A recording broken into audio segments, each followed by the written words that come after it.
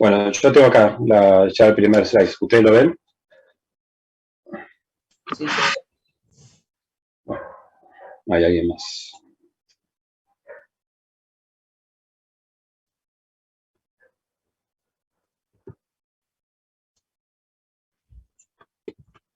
Bueno, la idea es, bajo este paraguas, que es el capítulo tan importante en neurología de movimientos involuntarios, es ver una serie de enfermedades, que la lista es muy larga, obviamente no la vamos a ver todas, pero que tienen en común, cuya manifestación tal vez más importante sea la de la alteración del movimiento.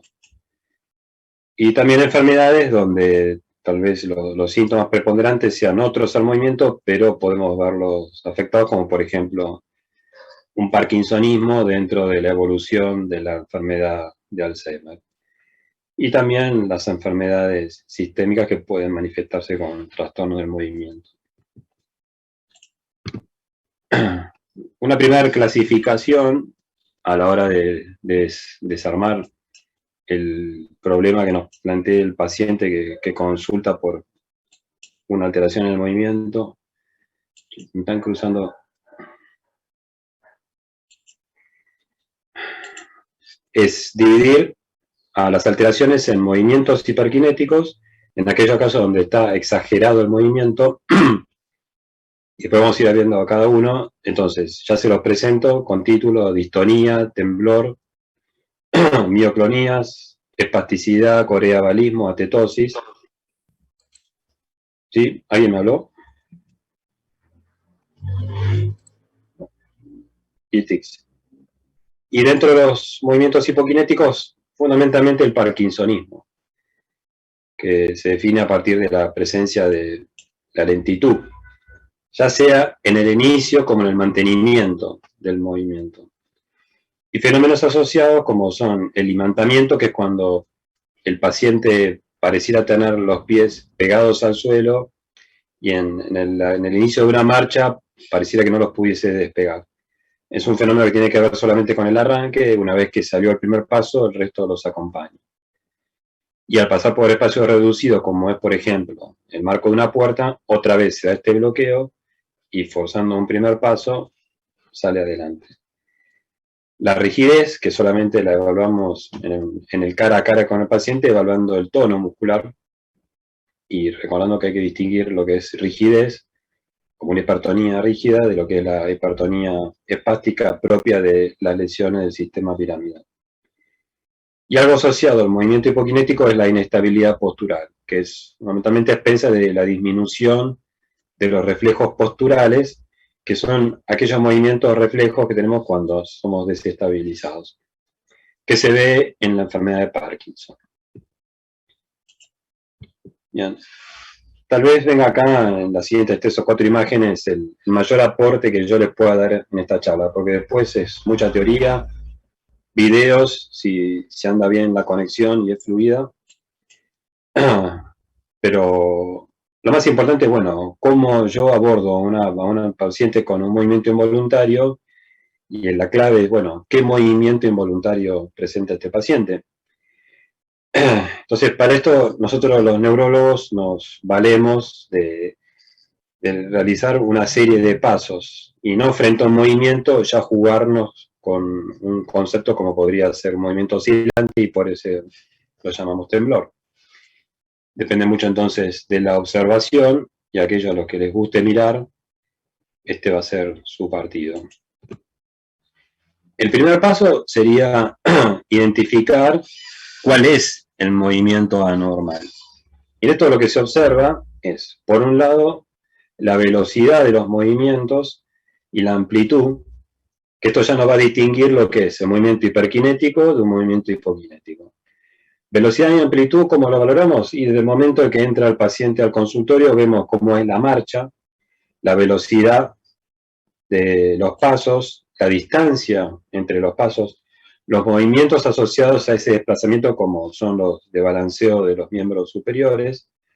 Después, si vemos algún movimiento, por ejemplo, hiperkinético, determinar si tiene un ritmo o no. Porque cuando hablamos de un movimiento que tiene un ritmo, esto ya hace considerar la posibilidad del temblor. Después, si el movimiento, que puede ser algo más compuesto que este movimiento oscilante, tiene un carácter repetitivo, entonces lo denominamos como patrón. Después, si el movimiento es muy breve, como por ejemplo puede ser una mioclonía, que es una sacudida muscular, como el del escalofrío, si hay factores que modulan el movimiento. Vamos a ver con el temblor, que es un movimiento muy sensible al estrés, entonces la mayoría de las condiciones que se presentan con temblor en situaciones de estrés o de agotamiento se exacerban. En el caso, por ejemplo, del temblor esencial, una pregunta que le hacemos a los pacientes es si alguna vez ha probado observar qué ocurre con el temblor luego de ingesta de una cantidad mínima de alcohol, porque una proporción importante de estos pacientes atenúa el temblor. Entonces son elementos que uno en el interrogatorio puede más o menos ir delineando y desestimando ciertas condiciones, ya no solo el movimiento, sino ciertas enfermedades. Después, con lo que tiene que ver la distribución de ese movimiento anormal, es a nivel topográfico, ver si es solamente un sector del cuerpo, sería algo focal. Un segmento es cuando involucra a dos partes contiguas, es decir, tiene, por ejemplo, temblor cefálico y de un miembro superior. O también, por ejemplo, que tenga un temblor de los dos miembros superiores. El movimiento también puede ser hemicorporal, y cuando es así, nos hace suponer en una lesión estructural contralateral, o que el movimiento tenga una distribución generalizada, cuando involucra tanto al cuerpo inferior como superior del individuo. El último punto, en lo que se refiere a la inhibición voluntaria, hace alusión más que nada al fenómeno de los tics, que si bien es un movimiento que tiene un componente involuntario, también algo de control. Entonces, la persona que tiene tics tiene una sensación interna, que dado el contexto en el que se encuentre, puede controlarlo el movimiento y después fuera de esa situación, donde no es observado, librarlos. El siguiente paso es ya tratar de definir un síndrome. Y esto va a ser a partir de que si hay una serie de movimientos distintos en el paciente, ver cuál es el que predomina. Por ejemplo, en la enfermedad de Parkinson vamos a observar que hay movimientos tanto hiperkinéticos como hipokinéticos. Está la bradicinesia, que es lo que define al parkinsonismo, pero también vemos temblor.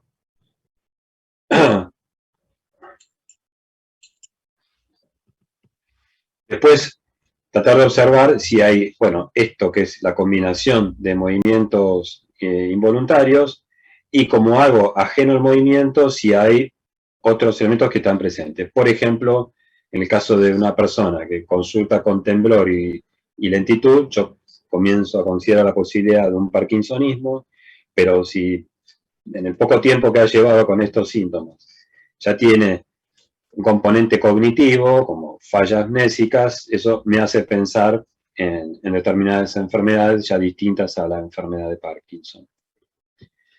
Y por último, bueno, el gran desafío que es reconocer la etiología de este síndrome.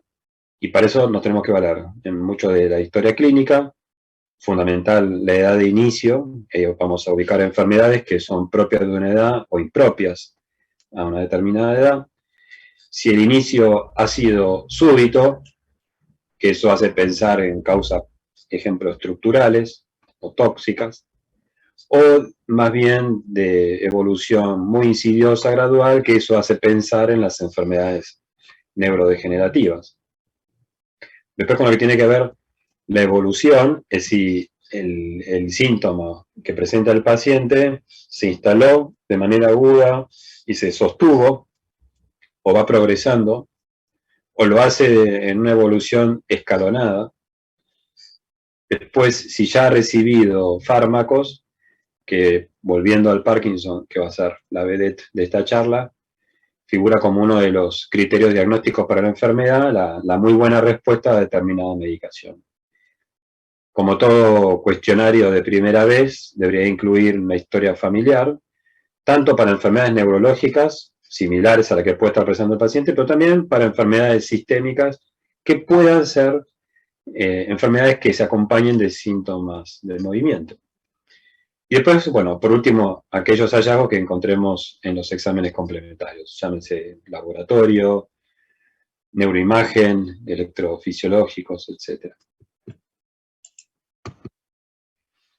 Brevemente explicarles un poco cómo es la fisiopatología de los ganglios de la base, que son el sustento de todo este capítulo. Normalmente la ejecución de un movimiento involucra una serie de circuitos subcorticales de los ganglios de la base que en definitiva generan una respuesta del tálamo sobre la corteza motora y ahí se ejecuta el movimiento. Entonces, si hablamos de entidades que se manifiestan con hipoquinesia, entidades que se expresan con hiperquinesia, la teoría señala que la resultante de o la disminución de la estimulación de la corteza o la hiperestimulación va a generar ese movimiento. Vayamos ya directamente a las enfermedades y por lo práctico, porque es solamente uno el movimiento hipokinético, arrancamos con los parkinsonismos. Y fíjese que hablo de parkinsonismo y no de enfermedad de Parkinson. Porque nosotros decimos a un paciente que tiene un parkinsonismo cuando reúne una serie de elementos, de los cuales el más importante y el que es condición sine qua non, o sea, no podemos hablar de parkinsonismo sin lentitud. ¿Bien? Tiene que haber bradicinesia para que empecemos a considerar esta palabra. Y puede asociar rigidez en el examen a la hora de evaluar la motilidad pasiva, el temblor, que usualmente, pero no exclusivamente, es de reposo, ya que puede ser postural o kinésico, y el último elemento es la inestabilidad postural y trastorno de la marcha. Ya veremos que la inestabilidad postural es esto que les explicaba, que ante una desestabilización, el organismo realiza una serie de contracciones que evitan la caída. Y en el caso de la enfermedad de Parkinson, esta inestabilidad postural es más de aparición tardía, luego de unos cuantos años. Entonces, cuando diagnosticamos a un paciente que tiene un síndrome parkinsoniano, el siguiente paso es determinar, bueno, cuál es su causa. Desde un punto de vista estadístico, la mayoría de las causas de los parkinsonismos son por las enfermedades degenerativas. Y dentro de estas, que es lo que vamos a charlar ahora, están la enfermedad de Parkinson y los denominados parkinsonismos atípicos. Se los voy presentando. Atrofia multisistémica, parálisis supranuclear progresiva, degeneración corticobasal, enfermedad por cuerpos de Lewy. Pero hay que tener en cuenta lo que son los parkinsonismos secundarios, que es un porcentaje no desechable, y donde van a encontrar causas, por ejemplo, como la hidrocefalia, que es reversible. Ni hablar de estas entidades sistémicas donde pueden ser secundarios fármacos. En el consultorio del neurólogo es común encontrar pacientes que vienen con tratamiento psiquiátrico, específicamente bloqueantes dopaminérgicos, neurolépticos, y que tarde o temprano desarrollan este síndrome. O hipotiroidismo. ¿Bien? Todo esto podemos empezar a orientarnos a partir simplemente del interrogatorio. Entonces, ¿cuáles son las causas degenerativas? Obviamente no es necesario que ustedes sepan el nombre de cada una de ellas, pero simplemente el concepto mío es decirle que cuando vean a alguien que tiembla y está lento, no piensen que solamente es la enfermedad de Parkinson, sino que hay otras entidades que pueden ser muy similares, sobre todo al inicio del desarrollo de los síntomas. Entonces, repito, dentro de los más frecuentes, la enfermedad de Parkinson, lejos, es la principal causa del parkinsonismo típico. Los atípicos, pero pues fíjense que la enfermedad de Alzheimer, demencia frontotemporal, o sea, otras entidades primarias degenerativas que tienen otro tipo de manifestación predominante, tarde o temprano pueden agregar lentitud en el movimiento. ¿Bien? Simplemente tener la cabeza abierta y no creer que porque una persona está, repito, lenta y tiembla, exclusivamente es enfermedad de Parkinson.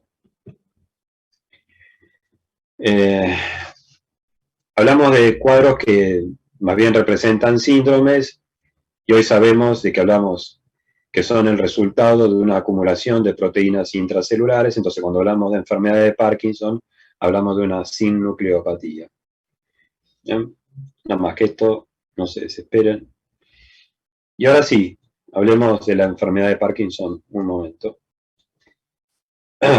Es una enfermedad con una incidencia anual en mayores de 75 años de 150 por 100.000. Puede verse a cualquier edad, más bien a partir de edades juveniles, con un predominio entre la quinta y sexta décadas. Y es más común de ver en varones que en mujeres. Pero tengo que empezar a contar los problemas. Porque la enfermedad de Parkinson no representa una entidad distintiva y única. Van a llegar a conocer pacientes que por ahí van a tener síntomas de lentitud, y algunos con temblor y otros sin temblor. Y con evoluciones distintas. O sea, característicamente la enfermedad de Parkinson es una enfermedad lenta, que rara vez antes de los 10-15 años lleva a la postración a una persona. Pero existen pacientes, llamados de la élite, que pueden tener una evolución muy lenta, o sea, más lenta de lo que ya es la condición, y después de 20-25 años tienen muy buena respuesta a la medicación. Y el gran problema del cual todavía adolecemos es de la presencia de lo que se llama un biomarcador. O sea, no tenemos un análisis de sangre, de orina, una resonancia o una imagen específica o una sustancia en el líquido cefalorraquídeo que nos permita decir, por esto hacemos diagnóstico de enfermedad de Parkinson. Entonces, la confirmación diagnóstica es a partir del hallazgo patológico. O sea que en vida esto no lo podemos hacer. ¿Y cuál es la confirmación patológica? Y acá tienen dos cortes de mesencéfalo, para que después se ubican en alguna resonancia, tiene el aspecto del ratón Mickey Mouse. Y fíjense la diferencia que hay entre el mesencéfalo de un paciente con enfermedad de Parkinson de uno que no. Cuando éramos comisiones más cortas, yo interactuaba más para que ustedes pudieran, yo los desafiaba para que ustedes se encontraran las cosas sin que yo se las mencionara, pero con 40 va a ser más difícil, así que perdón, pero voy directamente yo. Ven que acá hay una coloración oscura. Esto es la sustancia negra, ¿bien? Que es la degeneración de esta sustancia con su conexión al núcleo estriado, la pérdida de neuronas dopaminérgicas, la pérdida de transmisión de dopamina, lo que genera en gran parte este ciclo. Y fíjense acá cómo se ve ya borrada esa sustancia negra. Además, fíjense la distancia que hay entre la cisura, lo atrofiado que está el mesencéfalo. Esto es en el corte macroscópico. En el microscópico vemos lo que son los cuerpos de Lewy, que son el hallazgo patognomónico de la enfermedad. La causa todavía por definirse, pero a partir de la presencia de familias con muchos integrantes en esa familia con el síndrome parkinsoniano, esto dio a luz a suponer y ha identificado una buena cantidad de genes reconocidos que permiten por lo menos hacer un aporte que en cuanto a herencia, si no hablamos de una familia y de los casos esporádicos que son los más frecuentes, de una susceptibilidad que puede tener el paciente. El fenómeno tóxico tiene que ver con lo ambiental, y esto es a partir de la evidencia de, por ejemplo, de gente que consumía opioides y terminaron desarrollando un síndrome parkinsoniano. Y obviamente, como la mayoría de las enfermedades degenerativas, la edad es un factor que acompaña. Entonces hoy, si hablamos de pacientes en cuya familia no hay otros integrantes con la enfermedad, la corriente es suponer que este paciente tiene una tendencia o una predisposición genética y que frente a algún factor, que a veces podemos identificar y a veces no, termina desarrollando la enfermedad. Entonces, si no tenemos biomarcador, no tenemos un hallazgo de examen complementario específico, bueno, cuando empezamos a hablar, o pensamos a suponer que nuestro paciente tiene un síndrome parkinsoniano, bueno, fundamentalmente a partir de los síntomas motores. Yo creo que ustedes están comenzando a asistir a los consultorios y observar el examen neurológico de los pacientes, pero una manera de evaluar la bradicinesia más allá de la observación, veo que entró lento, que no balancea un brazo al caminar, es poner más en evidencia esta hipoquinesia a partir de unas maniobras, como por ejemplo son los movimientos alternantes repetitivos, que es pedirle al paciente que abra y cierre los puños completamente y observar si en esa repetición hay una mano que empieza a perder o velocidad o amplitud en esa apertura. O con el índice y el pulgar, lo mismo, y ver si en algún momento empieza a agotar. ¿Qué más? Bueno, obviamente lo hacemos caminar y observamos lo que le dije de entrada. La rigidez, que es hacer movimientos de extensión y flexión, tanto a nivel apendicular como a nivel axial en el cuello, y observar si hay una resistencia que puede ser o en caño de plomo cuando la resistencia es continua, ¿bien? O en rueda dentada cuando hay una especie de traqueteo en ese movimiento. La rueda dentada más bien se observa cuando el síndrome parkinsoniano se acompaña de temblor. Entonces, una vez más vuelvo a decir, pueden tener un paciente con un síndrome parkinsoniano sin temblor. El temblor, como la mayoría, son relativamente lentos y lo que se enseña habitualmente es que es de reposo. ¿Y a qué le llamamos temblor de reposo? Y es aquel cuando nosotros vemos los miembros que no están peleando contra la gravedad. ¿Bien? Entonces, por ejemplo, cuando lo tenemos al paciente sentado en la camilla, con los brazos apoyados sobre los muslos, o incluso mejor todavía, cuando vemos caminar al paciente, o cuando el paciente por ahí puede estar prestando atención e inhibe el movimiento, lo paramos frente a una pared y con los ojos cerrados le pedimos que encuentre en voz alta, lo distraemos y uno empieza a observar la aparición de ese temblor. La festinación es un tipo de marcha debido a que estos pacientes, por la rigidez que presentan, adoptan una postura de triple flexión, que es una flexión cervical, dorsal y de ambas rodillas, de manera tal que el centro de gravedad de esa persona se desplaza hacia adelante. Cuando normalmente cae en un punto entre los dos pies, esto se ve desplazado hacia adelante. Entonces, la persona al caminar está continuamente buscando ese centro de gravedad, por lo tanto acelera la marcha. Parece que estuviese apurado. Otro de los hallazgos en el examen Profe, una pregunta. Gracias por permitirme tomar un café. Te escucho. Viste que eso que usted dice que tiene, digamos, el centro de gravedad desviado hacia adelante, pero por qué si lo tienen desviado hacia adelante cuando le haces la maniobra de retropulsión, o sea que te pones atrás y le haces como un toque, el paciente tiende a caerse si el centro de gravedad está hacia adelante? Bien. Porque vos ahí estás ejecutando una fuerza que va contra el de la gravedad. La superaste. Por eso lo desplazaste. Ahora, de lo que vos estás hablando es de algo que él no puede realizar. ¿Y qué es? A ver si lo deducís. Aceleró el colectivo. Vos lo empujaste hacia atrás. ¿Bien? Y se te viene encima el paciente. ¿Estamos de acuerdo? Sí, sí. Bien. Lo que él no hace es ejecutar un reflejo que signifique volver a su posición inicial. Y eso es la disminución del reflejo postural. O sea, vos cuando lo empujaste atrás hiciste más fuerza de lo que está haciendo la gravedad, entonces vos por eso lo corres atrás. Si vos apoyás los dedos y no haces una fuerza mínima, queda ahí. O sea que es por la inestabilidad postural que se cae nomás con esa Exactamente. maniobra. Porque no tiene, claro, tiene disminuido o ausente la ejecución del reflejo postural. ¿Viajaste parado en un colectivo alguna vez y aceleró y te arqueaste para atrás? Claro, pero eso es, digamos, por la estabilidad postural de los movimientos que tenemos, digamos. Esperá, vos seguime.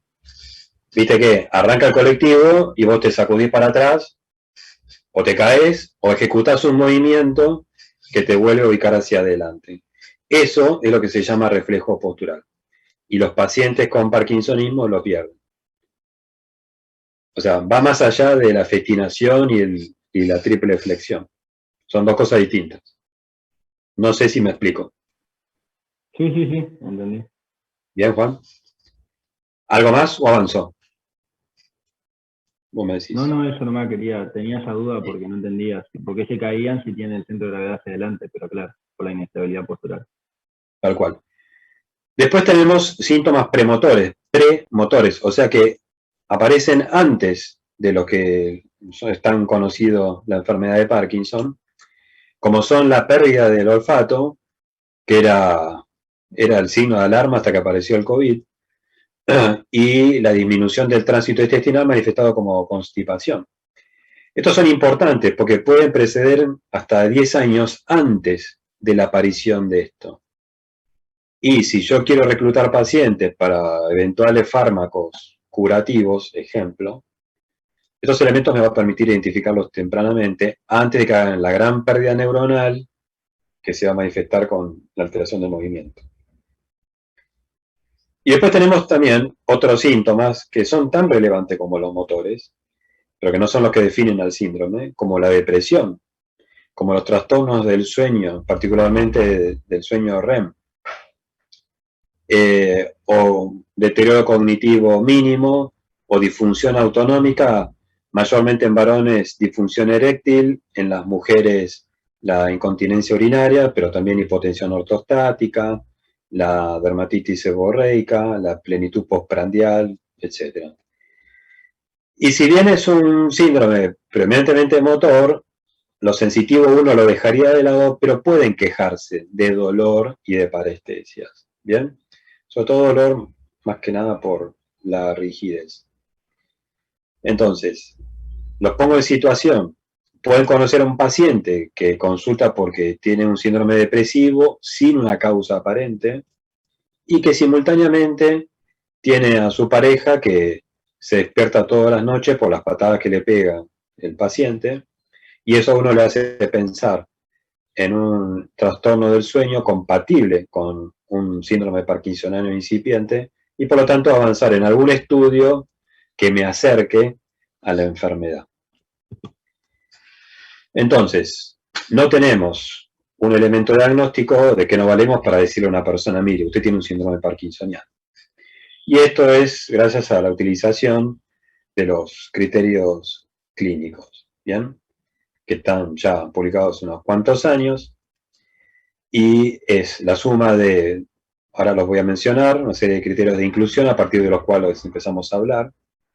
Tiene que quedar afuera ciertos elementos para digamos, excluir a la enfermedad de Parkinson. Y por último tenemos los criterios de apoyo que, si están presentes, sustentan a los criterios de inclusión. Obviamente esto no reemplaza a la anatomía patológica, y de hecho este trabajo publicado en la década del 90, de 100 pacientes que reunían estos criterios, en 24 de ellos vieron que no estaba la patología de la enfermedad de Parkinson. Esta evidencia, entre otras, digamos, lo que nos hace ver es que la enfermedad de Parkinson es más bien una suma de diferentes entidades que convergen en una manifestación clínica. Bien, entonces, ¿cuándo empiezo a considerar el síndrome parkinsoniano? Cuando el paciente tiene lentitud.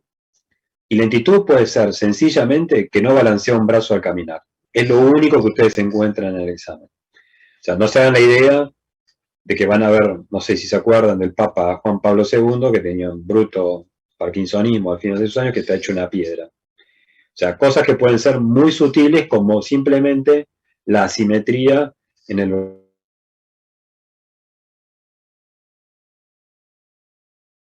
menos uno de estos tres, que es la rigidez, repito, evalúo flexión y extensión de los 4 miembros y a nivel axial, el temblor en reposo, que ya les expliqué cómo evaluarlo, y la inestabilidad postural, que obviamente no se tiene que deber a otra explicación como una falla visual, un síndrome vestibular, cerebeloso o una neuropatía sensitiva. Pero en la enfermedad de Parkinson, y esto es un tip, un dato clave, en la enfermedad de Parkinson no lo vemos al comienzo, es de inicio tardío. O sea que si de entrada están viendo este elemento, eso hace pensar más en un síndrome parkinsoniano atípico que la enfermedad de Parkinson. Una vez reunidos estos criterios, tengo que verificar si están los criterios de exclusión. Entonces, si este síndrome fue a partir de la presencia de múltiples eventos cerebrovasculares que puede remedar al parkinsonismo, queda excluida la enfermedad. Los múltiples traumatismos de cráneo, más de uno de ustedes ya tendrá en la cabeza algún boxeador conocido que terminó desarrollando el parkinsonismo, las encefalitis previas al inicio, tal vez el más común de los criterios de exclusión, que son los fármacos, como ya les dije, fundamentalmente los neurolépticos, y algo que define a la enfermedad de Parkinson, sobre todo cuando ustedes ven al paciente que ya lleva tal vez 1 año, 2 años con síntomas, entonces ustedes no pueden presenciar cómo está iniciándose y tienen que apelar a la honestidad del paciente y lo que tenga registro más que nada. Y es que si la enfermedad de Parkinson es progresiva, entonces si yo lo conozco y tiene un elemento y lo voy siguiendo en el tiempo y luego de esos 3 años no progresa, estoy frente a algo que se parece a la enfermedad de Parkinson, pero no lo es, ¿no? Entonces, tengan como ventana estos 3 años. Y en la enfermedad de Parkinson, que sabemos que es por la degeneración nigroestriada, la pérdida de neuronas productores de dopamina, entonces el tratamiento es la reposición de ese neurotransmisor. O sea, le estamos dando lo que le falta a ese cerebro con Parkinson. Por lo tanto, la falta de respuesta a la medicación ya pone en duda al diagnóstico. Y un poco se desprende de los criterios de exclusión, entonces, ¿cuáles son los criterios de apoyo? Que en la enfermedad de Parkinson siempre, siempre, siempre es de inicio unilateral. Tiene que progresar. Esto también responde a la duda de los pacientes si la enfermedad se cura, se estabiliza o avanza. Vemos que empieza en una mitad del cuerpo, tarde o temprano, se agrega la otra mitad del cuerpo, y a lo largo de la evolución, cada vez que yo lo revise, voy a seguir encontrando esa simetría, viéndose más pronunciados todos estos elementos en el lado que comenzó. Tiene una excelente respuesta a la levodopa, y es común ver en los pacientes con enfermedad de Parkinson que están bajo tratamiento con levodopa lo que se llaman diskinesias, que son movimientos hiperkinéticos. A ver, tengo que hacerlo yo porque si no va a ser difícil. Que pareciera que la persona está escuchando música, ¿no? Y está bailando. Y pueden ser movimientos muy grotescos, muy disruptivos, pero no hay paciente que yo haya conocido al día de la fecha que prefiera estar duro a tener esos movimientos y poder desplazarse. Y después la evolución, es una enfermedad lenta. O sea que si el paciente que yo estoy siguiendo a los 5 años ya está en silla de ruedas y yo le hice una buena oferta de levodopa, tengo que poner en duda este diagnóstico. En cuanto a recurso de examen complementario, bueno, ya lo dije, vuelvo a decir, es el recurso de la imagen, excepto acá tienen una resonancia en una secuencia T2, acá se ve al ratón Mickey Mouse, el mesencéfalo, con esos signos hiperintensos, pero esto es propio de una enfermedad ya avanzada. O sea, el valor de la resonancia en este contexto es más bien excluir otras causas, como por ejemplo la enfermedad cerebrovascular o la hidrocefalia. ¿Bien? No para diagnosticar, sino para considerar otras entidades.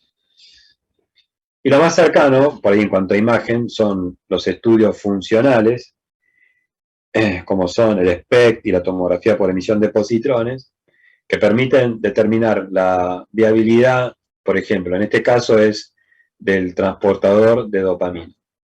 Esto es el caso de un paciente normal, donde la captación es igual en los 2 hemisferios, y acá, Juan, vos que me acompañás, ¿ven alguna diferencia?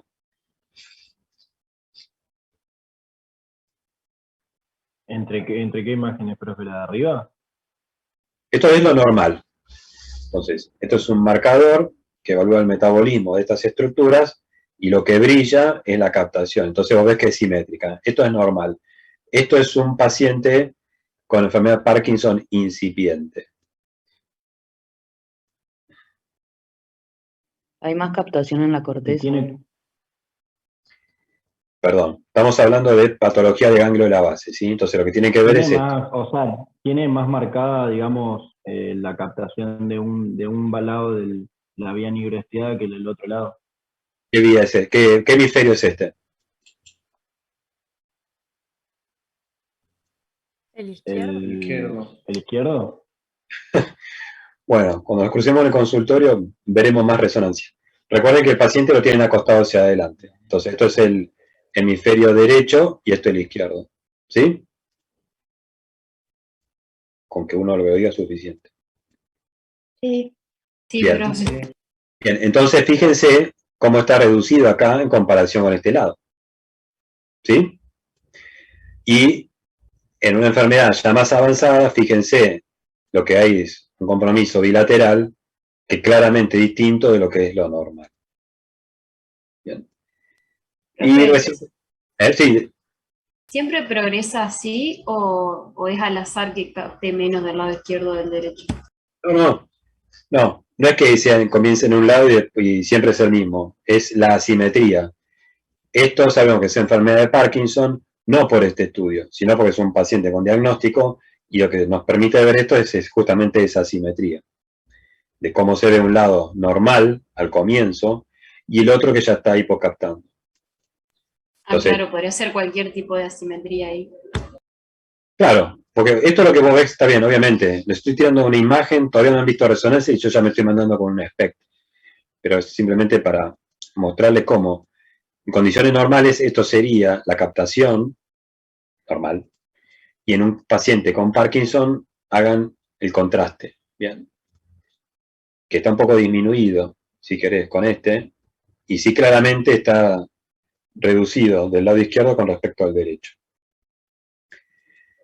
Ustedes dirán, bueno, pero ¿por qué no podemos hacer esto para hacer el diagnóstico? Porque este estudio sí nos permite demostrar la enfermedad de los ganglios de la base. Lo que no me permite distinguir es enfermedad de Parkinson, de parálisis supranuclear, de atrofia multisistémica. O sea, no distingue enfermedad de Parkinson de los parkinsonismos atípicos.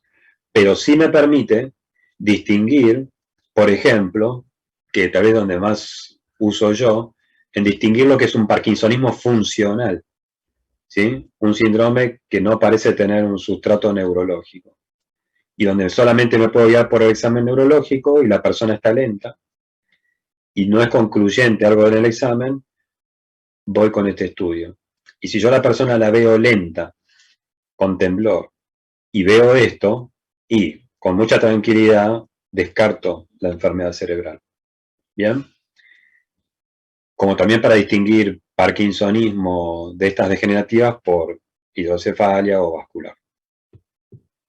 Obviamente no se pide de rutina. Entonces, nos apoyamos más que nada en el examen neurológico. Y si reúne los criterios, yo lo que le digo al paciente, mi opinión, a partir de lo que encuentro en el examen y describo lo que veo en el examen, concluyo. Esto es un síndrome parkinsoniano. Y por estos elementos, supongo que es una enfermedad de Parkinson. Como las otras entidades pueden ser muy similares al arranque, hay expertos en estos temas que hablan de una regla de los 5 años. Y es que la mayoría de estas entidades al comienzo pueden ser muy similares y a veces se requieren el paso de 5 años para que cada una empiece a correr por su lado y se haga distintiva de la otra. Esto significa que tal vez yo hoy al paciente concluyo que tiene una entidad y a los 6 meses aparece algo que no estaba en el primer examen y me cambia la interpretación. Bien, esto uno tiene que ser muy claro con los pacientes, diciendo que nuestro diagnóstico es, antes que nada, probabilístico, ¿tá? Y sujeto a revisión. Uno cada vez que controla a estos pacientes, por más que anden bien con medicación, tiene que volver a replantear el diagnóstico. Bueno, esperemos que ande la velocidad, porque acá yo les mando un video. ¿Se ve? Sí, profe. Bien. Traten de hacer un juego mental, de ir observando y describiendo, pero hablen de cómo es el movimiento. No jueguen con el tema de si rigidez y temblor, describan el fenómeno. Después lo charlamos. 20 to 1 by 1. 20, 19, 18, 17, 16, 15, 14, 15, 7, 6, 5, 4, 3, 2, 1.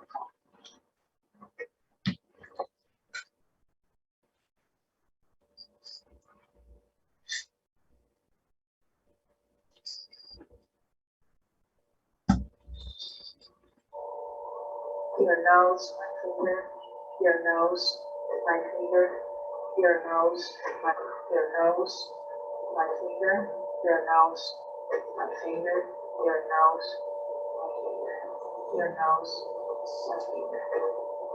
Okay. Movimiento alternante repetitivo.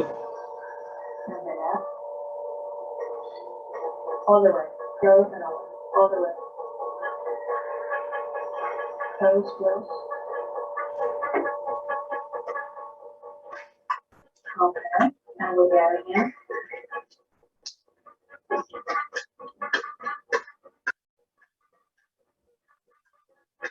How?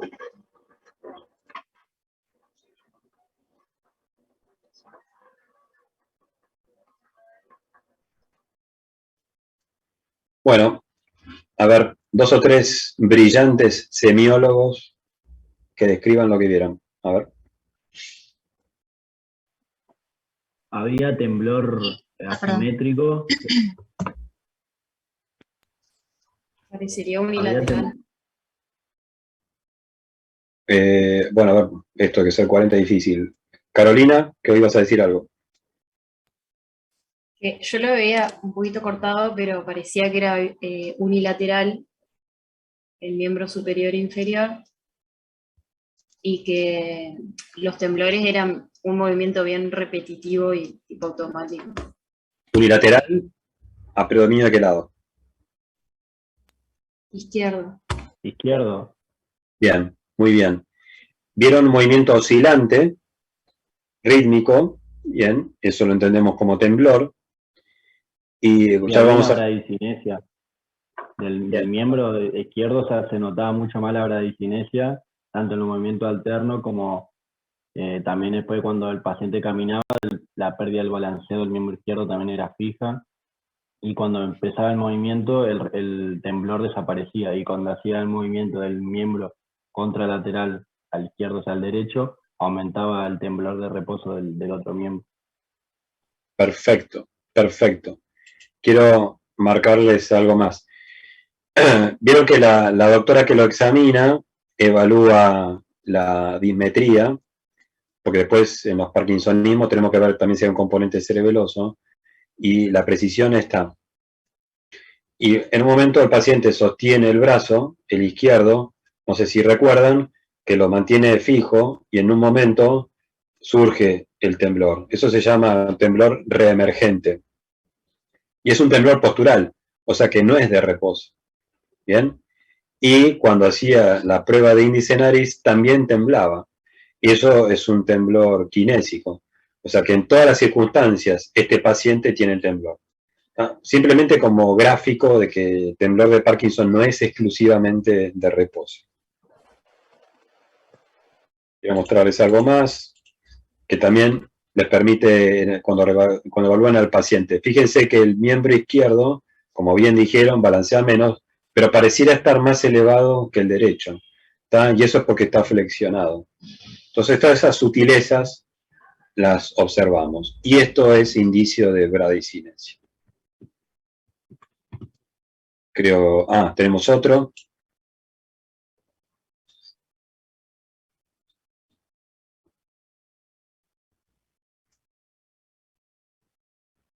El famoso temblor en cuenta moneda.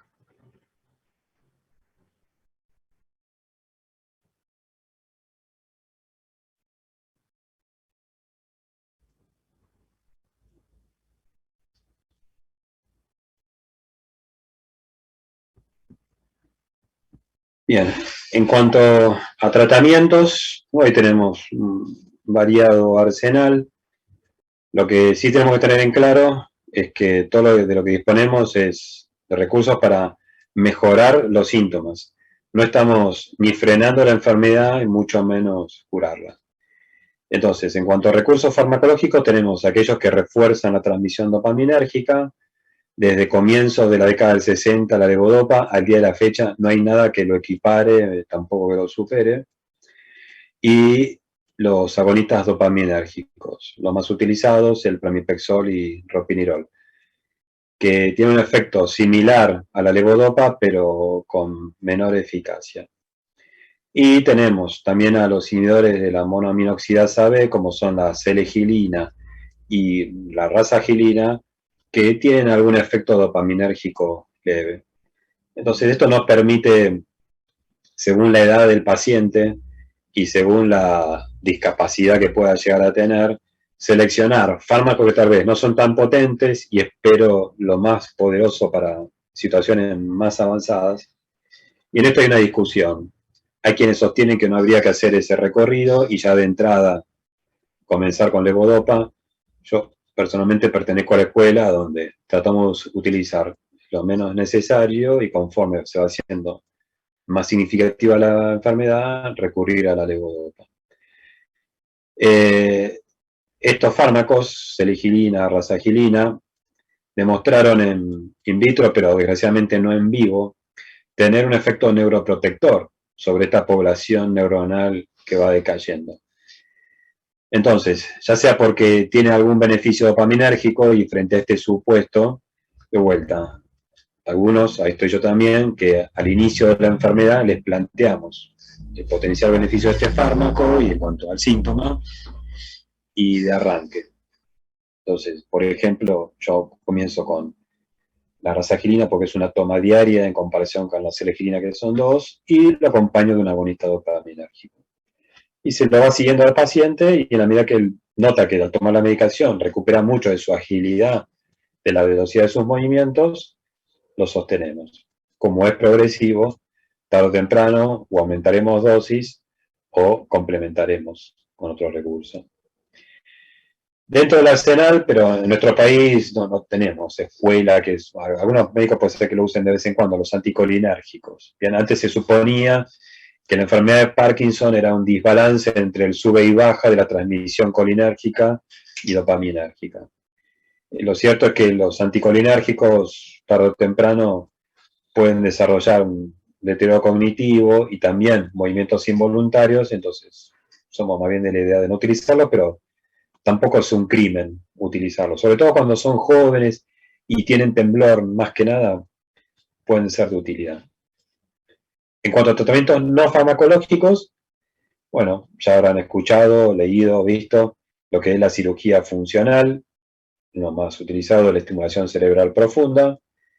En la ciudad de Santa Fe se está haciendo, tengo entendido, en el Hospital Cuyen, y es para situaciones donde los pacientes ya están con dosis altas de los fármacos por vía oral y no tienen una buena respuesta. Siempre acompañando al tratamiento farmacológico, la terapia kinésica intensa, uno le transmite al paciente que la kinesiología, más bien el movimiento, representa el 50% del tratamiento, como para marcar el peso que tiene esta modalidad. Y hay evidencia que muestra que aquellos pacientes que están en una misma situación y unos son sedentarios y otros ejercitan diariamente, estos últimos hacen una evolución más lenta.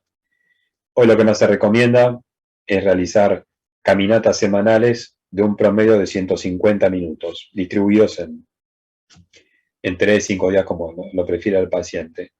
La terapia ocupacional, más que nada para ejercicios de destreza en las manos, como uno de los síntomas del parkinsonismo es la hipofonía, o sea, por la bradicinesia de las cuerdas vocales vemos que la voz se apaga. Es una de las preguntas que hacemos también al paciente. Perdón que vuelva para atrás en cuanto a lo que es un poco la valoración clínica.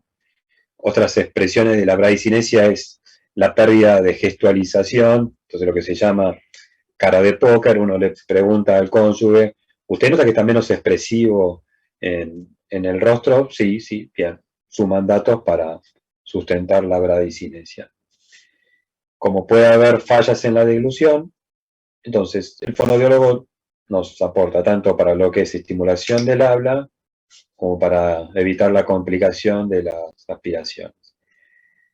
Siempre se recomienda que se incluya en grupos de apoyo y finalmente cuando ya el paciente ha hecho una evolución y ha agotado todas estas instancias, nos limitamos a lo que es el cuidado paliativo.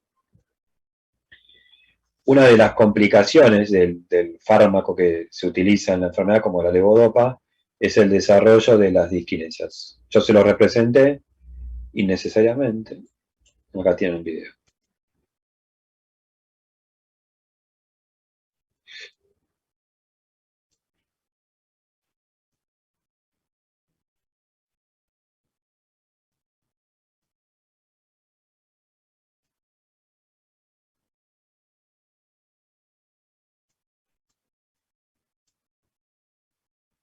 Fenomenológicamente es una corea, ¿tá? Parece que está bailando. Y esto se debe justamente al efecto de la levodopa. Uno esto lo puede manejar de dos maneras. O distribuye la medicación, si la está tomando cada 4 horas, puede acortar los intervalos para disminuir la dosis que recibe cada tiempo, entonces evitamos los picos de la droga en la concentración en sangre. Y al disminuir ese pico podemos frenar la aparición de ese movimiento. Si esto no es suficiente, tenemos recursos farmacológicos como la amantadina, que es un antiviral, que también tiene una acción dopaminérgica y que frena a esos movimientos. Rápidamente, porque es una locura pretender que sepan sobre los parkinsonismos atípicos, pero sí que alguien dijo, un día se los presentó, y son la parálisis supranuclear progresiva, que es el parkinsonismo más frecuente detrás de la enfermedad de Parkinson, el síndrome córtico basal, la atrofia multisistémica y la demencia por cuerpos de Lewy. ¿Ah? También son enfermedades degenerativas, que pueden ser confundidas tanto con la enfermedad de Parkinson como con el Alzheimer. Y hay que estar siempre presente, y esto que yo les dije hace un rato, ¿no? De que hoy pienso que esta persona tiene enfermedad de Parkinson, durante 5 años voy a observar si no aparece algún elemento, como son las banderas rojas, que me cambian al diagnóstico. ¿Bien? Entonces, ¿cuáles son las banderas rojas? De que no estoy frente a lo que yo suponía, es la presencia de disartria o de desequilibrio al comienzo de la enfermedad. Eso no es característico de la enfermedad de Parkinson. O sea, que el paciente lleve pocos meses y además de la lentitud se vive cayendo. Eso ya pone en duda la sospecha de enfermedad de Parkinson. La falta de temblor, aunque ya les dije, puede haber pacientes que tienen Parkinson y no tiemblan. Sí o sí, la falta de respuesta a la levodopa. En el Parkinson falta dopamina y se la estamos reponiendo. ¿Bien? Una pregunta que me voy a decir, bueno, ¿y qué significa falta de respuesta? ¿De qué dosis me estás hablando? Los comprimidos que vienen de levodopa, para revocar, son de las marcas más conocidas, Parkinel, etc. Son comprimidos que combinan levodopa con carbidopa, que es un inhibidor de la metabolización de la levodopa para que entre directo al cerebro y no tenga una acción periférica por si da náuseas, vómitos. Bueno, comprimido es de 125 o de 250 miligramos 25. Y una buena oferta es hablar de 1 gramo. O sea, si yo doy 3 comprimidos de los más chiquitos y no responde, no significa que no sea un respondedor, sino que tal vez estoy frente a una enfermedad, simplemente estoy corto en lo que le estoy ofreciendo. Y después, bueno, si los síntomas fueran de entrada bilaterales, eso ya está en contra de la enfermedad. ¿Cuál sería la dosis máxima, profe, para decir que no tiene respuesta? No, por eso, vos tenés que el comprimido, o sea, inicialmente, por el tiempo de evolución que tiene la enfermedad y por la vida media del fármaco, podemos usar 3 tomas diarias, ¿bien?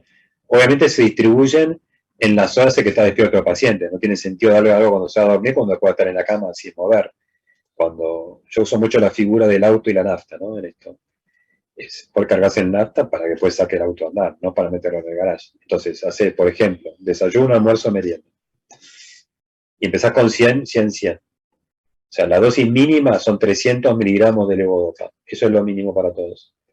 Y lo máximo, ya estamos arriba del 1,5 gramos en el día. Entonces, si vos ya lo probaste con 1 gramo, o sea, 4 comprimidos de 250 y no responde, ya está en duda el diagnóstico. No me lo preguntás, pero me anticipo a tu pregunta. ¿Y qué es que no responde?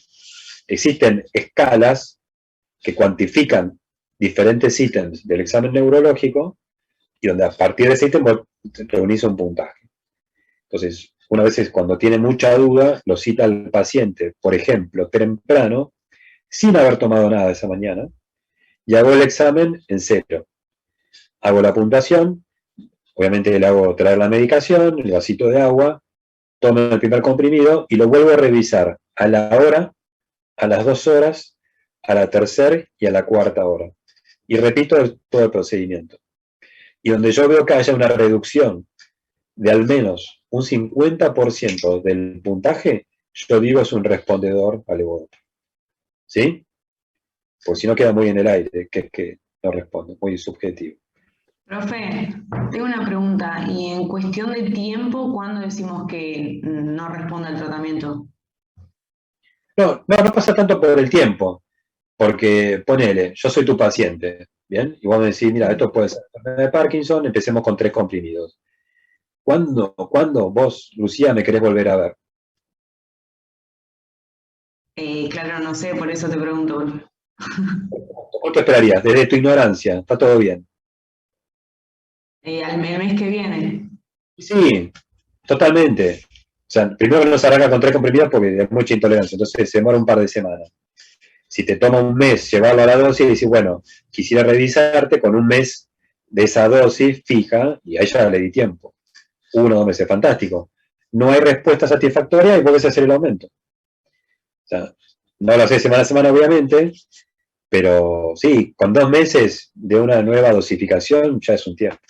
Ah, perfecto. Gracias. Ahora, Profe, con respecto a la clínica, ¿por qué estos pacientes cuando pasan por abajo del marco de una puerta no se quedan quietos, digamos? ¿te puedo devolver con otra pregunta? Bueno, ¿Hay una incipiente neuróloga ahí? No. no sé, me gusta mucho, pero no sé, la verdad que no sé. Bien. Típica pregunta. Porque hay un fenómeno de interferencia visual. ¿Ah? O sea, nosotros en el equilibrio tenemos un control visual. Bueno, se da este fenómeno que en los marcos de la puerta o en espacios reducidos se bloquea la persona. Entonces se da ese fenómeno de imantamiento que también es curioso porque lo que no puede es sacar el primer paso. Donde más intención pone, más queda quieto. Entonces uno le enseña una serie de tretas como son, por ejemplo, forzar una primera patada o levantar groseramente la rodilla y ya con eso sale. Porque los siguientes pasos vienen solitos. Pero es eso, es una interferencia. ¿Eh? Sería como una especie de reflejo. No. Reflejo sería cuando vos ante un estímulo tenés una respuesta ya prevista. Esto es un fenómeno que interfiere visualmente con la ejecución de un movimiento. O sea, no lo llamaría reflejo como por lo menos en neurología entendemos reflejo.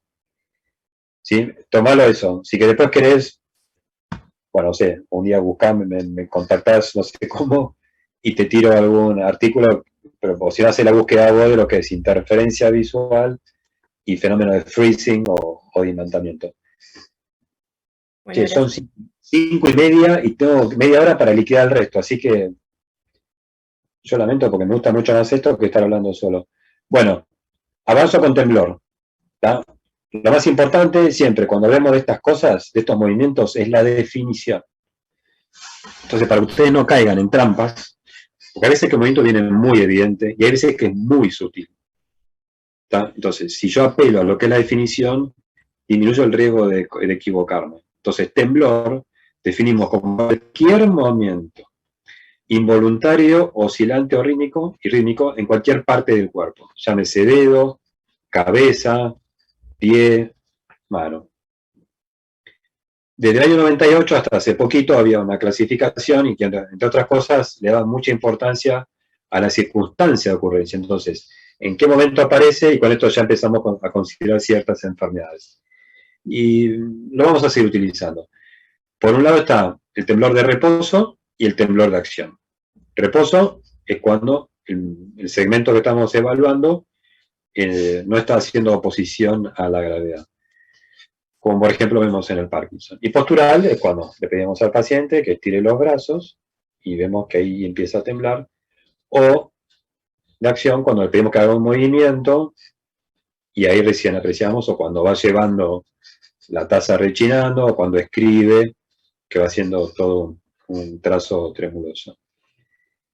En cuanto a nomenclatura, el temblor de intención hace alusión a la enfermedad cerebelosa, que es cuando necesito hacer un movimiento de precisión y aparece al final. Bien, en la prueba índice nariz, bien, que es distinto a esto que es continuo.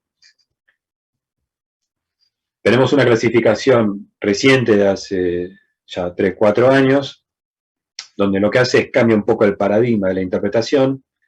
De paso, esto también se aplica en las distonías, y es hablar de dos ejes.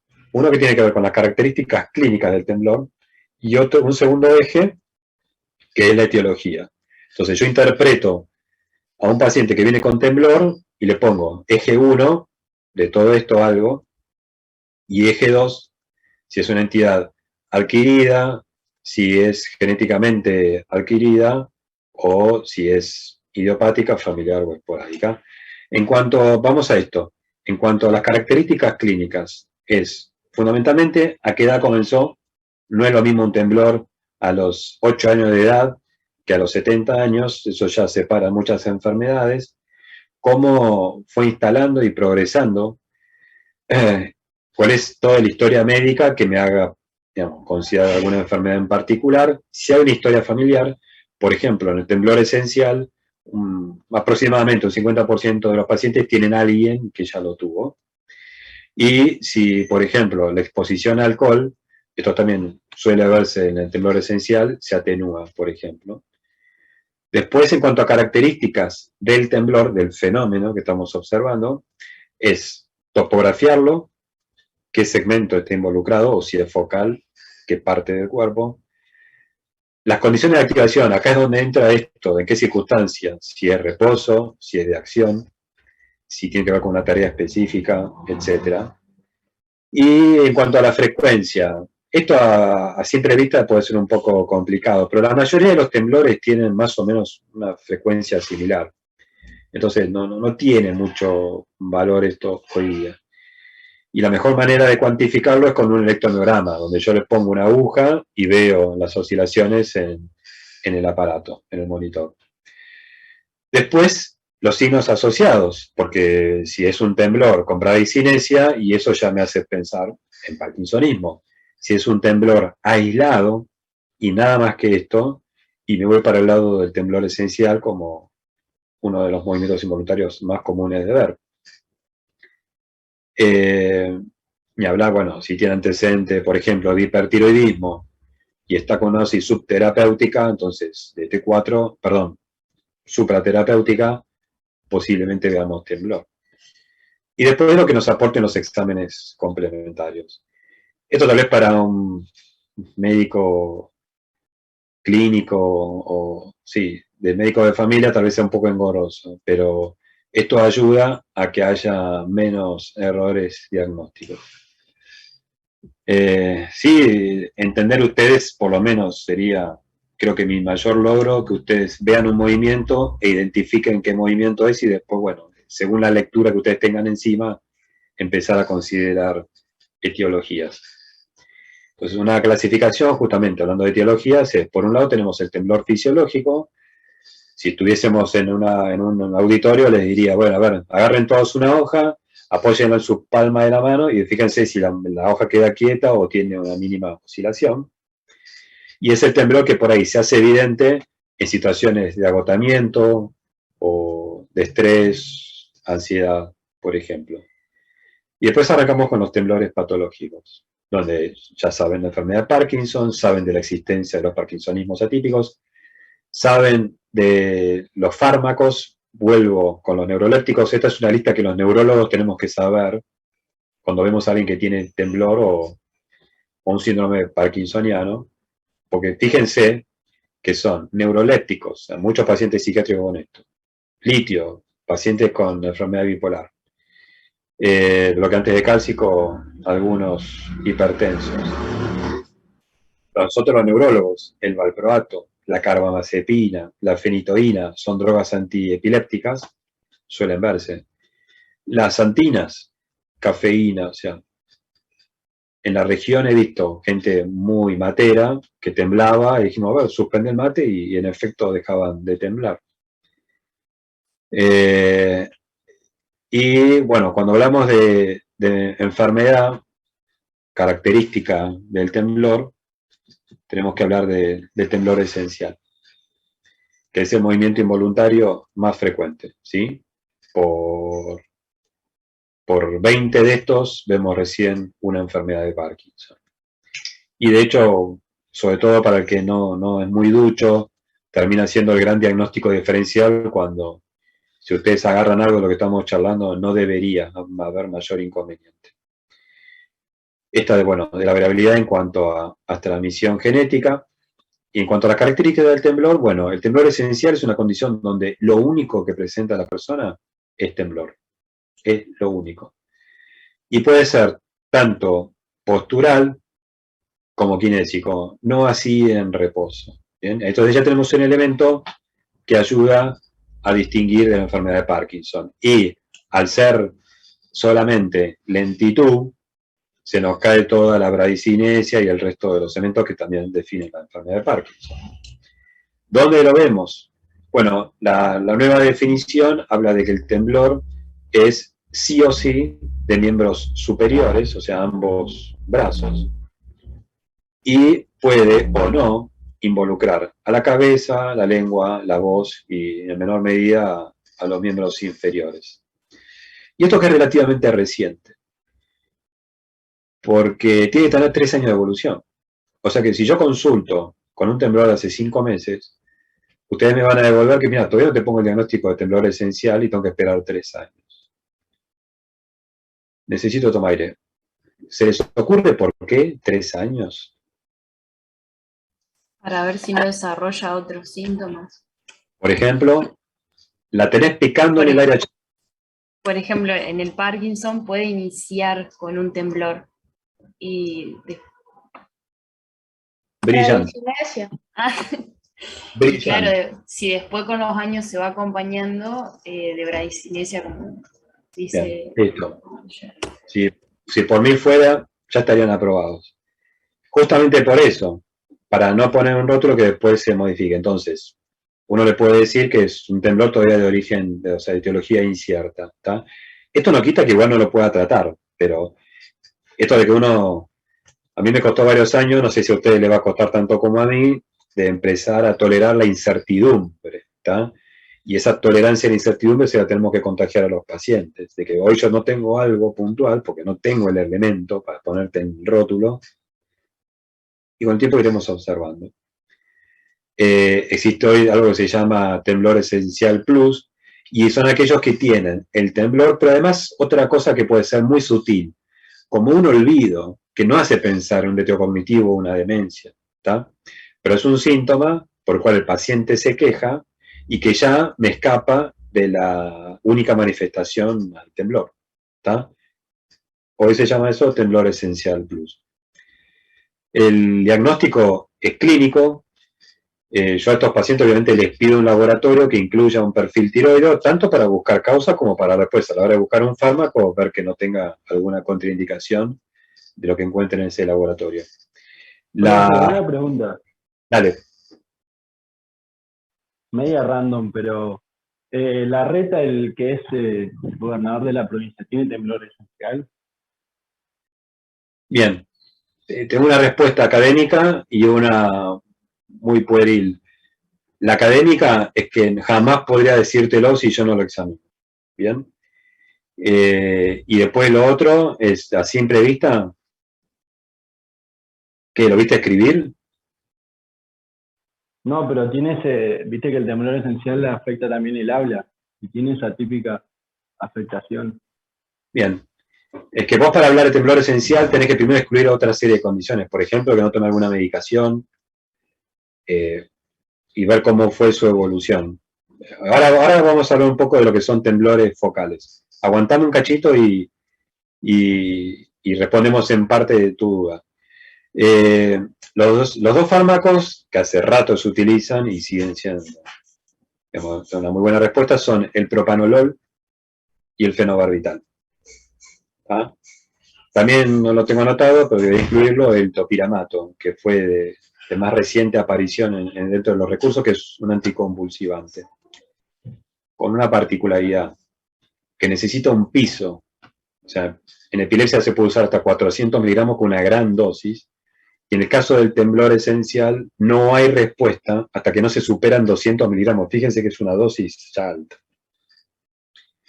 Y como vimos en la enfermedad de Parkinson, tenemos los procedimientos invasivos como la talotomía o la estimulación cerebral profunda. Tenemos el temblor aislado, pero como otro síndrome, o sea, no todo temblor aislado es temblor esencial. Acá empezamos a embarrar la cancha. Entonces, podemos ver síndrome de temblor segmentario aislado. Esto significa que por ahí tiene movimiento en la cabeza y un brazo. ¿Bien? Pero siempre lo que predomina es el miembro superior. Y, como vos mencionaste, pueden verse involucrados otros músculos. El gran diagnóstico diferencial es el temblor fisiológico exacerbado. Entonces, es un paciente que tiene su temblor como tenemos cualquiera, pero en estos contextos se ve exacerbado. Entonces, si yo veo que está, no sé, ponele que la reta, estoy delirando, estoy delirando. Como buen político que es, debe estar de las 3 de la mañana hasta las 12 de la noche de un lado para el otro. O sea, debe tener su bipolaridad, supongo, y está medicado con valproato. Entonces, lo primero que va a pensar es que es el valproato el causal de su temblor. Si no hay nada de esto, empezamos a hablar de temblores aislados focales, y sí, lo que se llama temblor vocal aislado, cefálico aislado, palatino, que es de la parte blanda del paladar, o tarea específica que por ahí me aparece solamente cuando escribo y después fuera de eso no. El temblor ortostático es un temblor donde la persona experimenta el temblor cuando está de pie y empiezan a moverse tanto el tronco como los miembros inferiores, y tiene una particularidad que nos ayuda a sospecharlo, y es que cuando la persona está quieta tiende a caerse, y esa tendencia desaparece cuando se pone a caminar. Eso surge ya de la pregunta. Obviamente está el temblor funcional, como todos los movimientos siempre está el diagnóstico diferencial de lo funcional, y hay otra serie de temblores como el de Holmes, que es por lesiones a nivel del tronco encefálico y otros más, pero no creo que sea necesario que ustedes sepan todos estos, sino fundamentalmente el temblor esencial, y esto, de que cuando ven a alguien que solo tiembla, no le pongan directamente el temblor esencial, porque existen otras cosas que pueden ser muy parecidas y no terminan siendo temblor esencial. Vamos con un video.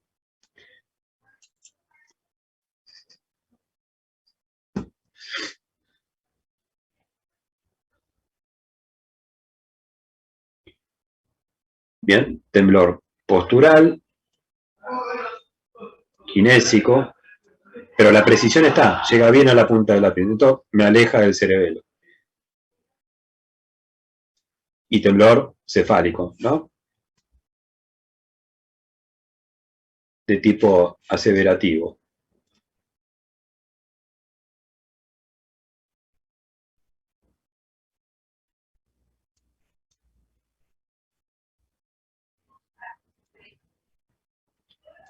Como ven, el temblor entonces puede ser muy disruptivo en la vida de una persona. Avanzo. Bueno, muy rápidamente, la diferencia entre el temblor del Parkinson y el temblor esencial es que, bueno, en los enfermos con Parkinson, usualmente porque existen familias con muchos integrantes, pero si no, no, y es hasta en un 50% común de escuchar en el temblor esencial la historia de alguien. Esto de que se reduce el temblor ante la exposición al alcohol, o en un consultorio tiene la botellita de whisky, le explica al paciente, le da una medida, y lo revisa a la hora y hace la comparación, o le encarga que lo haga en su casa y que después observe. O sea, no es un elemento diagnóstico, simplemente suma. Después, por lo general, y es lo que dicen los papeles, pero lo que uno puede corroborar en la práctica, el temblor esencial es de inicio muy insidioso, simplemente un fenómeno visual hasta que realmente interfiere con la calidad de vida de la persona, entonces pasan años y años y años. Y en el caso del paciente con Parkinson, como también ya tiene otros síntomas, consulta más tempranamente. Los dos son progresivos, obviamente uno más rápido que el otro, y al final fíjense, en cuanto a tratamiento, la levodopa obviamente va a responder a la enfermedad de Parkinson, si es que, no siempre, pero no en el temblor esencial. Y a veces usamos, por ejemplo, el propranolol. En aquellos que tienen enfermedad de Parkinson y que tiemblan y que no responden a la levodopa, a veces le hacemos esta oferta, ¿bien? O el topiramato. Como sí se ve también en el temblor esencial. Y así como vemos que en el temblor esencial el fenobarbital funciona, no en la enfermedad de Parkinson. Distonías.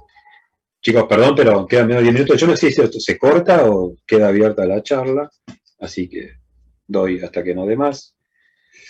Distonía se define entonces como movimientos involuntarios, que son prolongados, frecuentemente dolorosos y que provocan posturas anormales y movimientos de torsión. Este es un muy buen ejemplo. Y si no, fíjense en estas fotos. Fíjense cómo esta mano está haciendo un gran esfuerzo para hacer una escritura. Esto es una postura distónica, ¿bien? Mal llamado pseudo-Babinski. Fíjense el reclutamiento muscular que hace esta señora, la postura distónica cervical, simplemente para agarrar un virome. Y la postura anómala. ¿Bien? Habrán visto seguramente algún paciente con un ACV que quedó hemipléjico y que viene con el brazo flexionado y el pie también con una postura que no es normal. Eso es una distonía. Un video de lo que es la enfermedad genética más frecuente para las distonías. Fíjese cómo utiliza la mano izquierda y cuando va a la derecha, cómo se extendió todo el miembro superior y el esfuerzo. Esto es una postura normal y fíjense la hiperextensión de la falange. Now put your hands just over your head.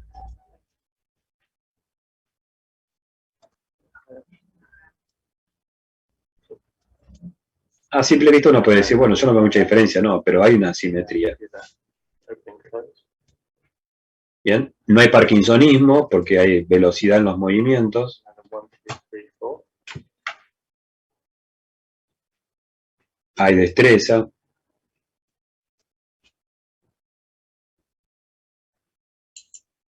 And that one.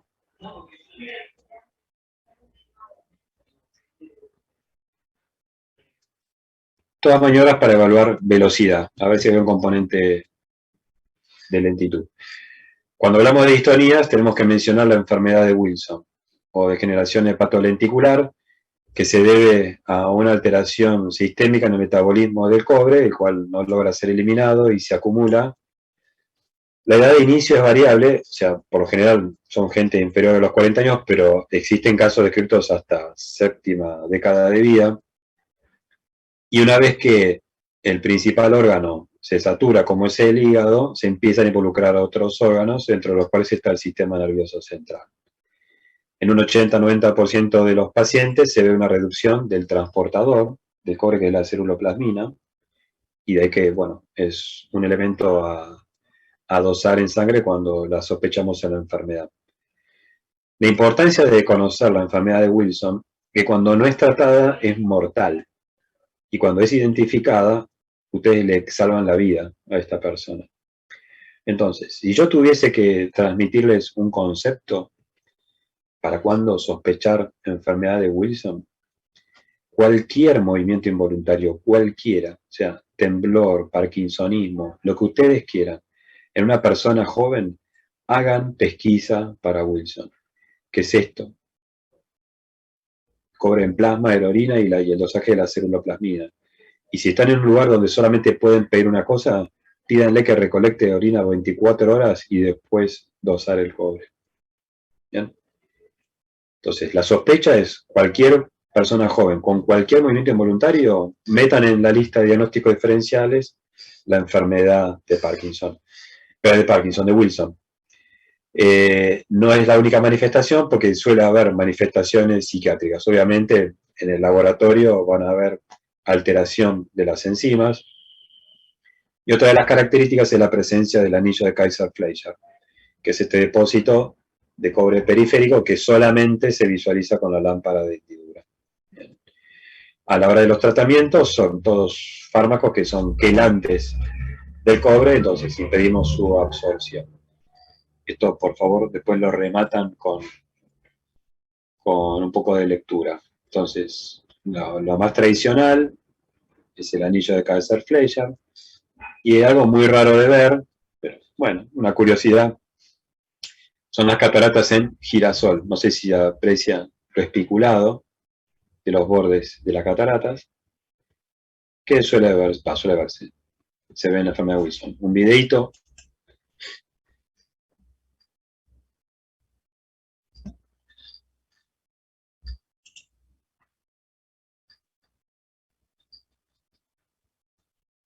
Observen la postura. No sé si alcanza a ver, pero está protruida la mandíbula. Y fíjense, la disposición de las articulaciones metacarpofalángicas de uno y del otro.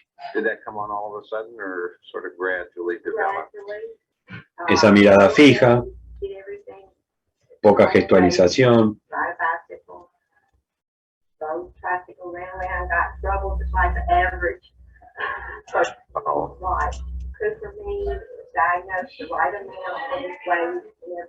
¿Cómo altera las articulaciones? Did things improve during those couple of years? No. Okay. We could not tell the thing. Definitely not the function, the peer group pressure was that. She worked out through it all. We have to finish. Obviamente tiene una tal distonía que ya está postrada en una silla. With his arms, not his legs. Acá se le pide que abra y cierre los ojos y la dificultad que tiene, tanto en reintroducir la lengua como en hacer la apertura. La distonía es un conflicto entre musculatura agonista y antagonista. O sea, yo para hacer un movimiento de flexión de mi antebrazo sobre el hombro, tengo que contraer los músculos flexores, pero al mismo tiempo relajar los extensores. Lo que ocurre en las distonías es que hay una contracción simultánea de ambos grupos. Y por eso vemos entonces las posturas anómalas. Bueno, el médico le va a hacer una serie de preguntas para ver cómo está cognitivamente. Tiene una gran dificultad para expresarse, pero su lenguaje está preservado. Coreabalismo, también movimiento hiperkinético, y vamos a ver su definición. Son movimientos involuntarios, bruscos, rápidos, no tienen un patrón fijo, o sea, son desordenados, no tienen ritmo, para diferenciarlo del temblor, y de una amplitud variable sin finalidad aparente. Corea del griego significa danza, entonces pareciera que la persona o el segmento muscular estuviese reproduciendo una coreografía. No lo podemos controlar voluntariamente, y pueden aparecer, la persona estando en reposo, lo vemos sentado y empieza con esos movimientos, como vimos el señor que estaba medicado con levodopa, o interrumpiendo un movimiento voluntario normal. Entonces, algunos pacientes donde ve que hace movimiento, se acomoda, por ejemplo, el pelo para disimularlo. Esto es Corea. Ibalismo vendría a ser lo mismo, pero a predominio proximal de los miembros. ¿Bien? En cuanto a causa, puede ser algo hereditario, metabólico, o sea, todos los mecanismos fisiopatológicos que aprendemos en el libro de Robbins. A la inversa de la levodopa, del parkinsonismo, lo que vemos es una sobreestimulación del tálamo a la corteza. Y esto es otro paciente con disquinesia inducida por levodopa. Tal vez sea la corea que más vemos los neurólogos. ¿Bien? Fíjense, tiene un componente distal, o sea, en los dedos, fíjense acá, y algo proximal en los miembros inferiores. Cuanto ustedes más distraigan al paciente, más van a poder apreciar el movimiento. Y balismo es como la corea, pero a nivel proximal.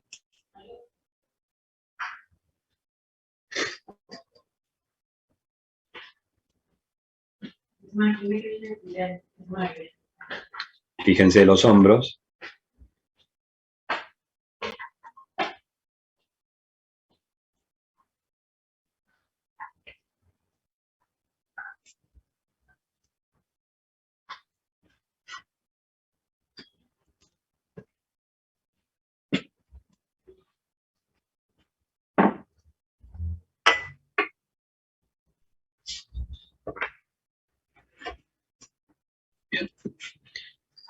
Bien. Bueno, por un lado está la corea de Sydenham o de San Vito, que es la complicación de la fiebre reumática, entonces en chicos, que es una enfermedad autolimitada, cuando son, por ejemplo, faringitis por estreptococo beta hemolítico, y es una entidad que, bueno, es limitada, no requiere mayor enfoque. Tengo que hablar de enfermedad de Huntington. Yo por las dudas, ¿le puedo tirar mi celular a alguien? Cosa que si esto se corta, podemos comunicarnos aunque sea brevemente. Que alguien tome nota.